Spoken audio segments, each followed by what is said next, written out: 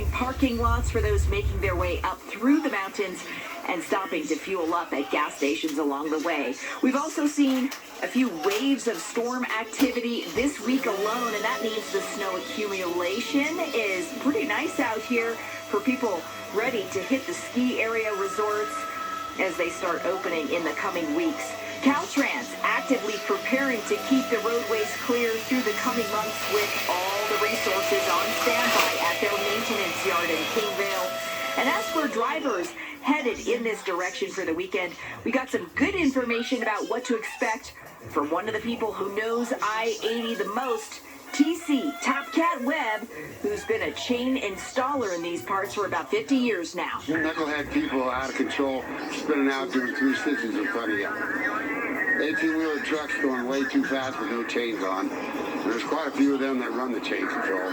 They just say, oh, we don't need chains, and they go. And then they jackknife up the road. Then they shut it down. And ever the reminder from CHP and Caltrans at this time of year, it's a good idea to come prepared and also mind your speed out on the highway. They want you to remember that ever popular phrase, ice and snow, take it slow. Good words of advice from CHP and Caltrans. Reporting from Soda Springs, Melanie Wingo, KCRA 3 News. And with the wet weather returning, make sure you stay up to date with KCRA 3. You can track the latest road conditions, follow the latest systems as they move through, right down to the street level. It's all on the KCRA 3 app. That's free to download, or just go to kcra.com.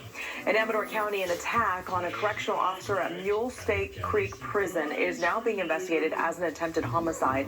The California Department of Corrections and Rehabilitation says around 6:20 last night, 30-year-old Kevin Alvarado was to his cell when he allegedly attacked the officer.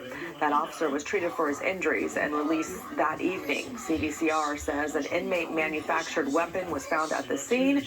Alvarado has been placed in restricted housing, will now be referred to the Amador County District Office for prosecution. Now facing DUI charges for a 6th vehicle.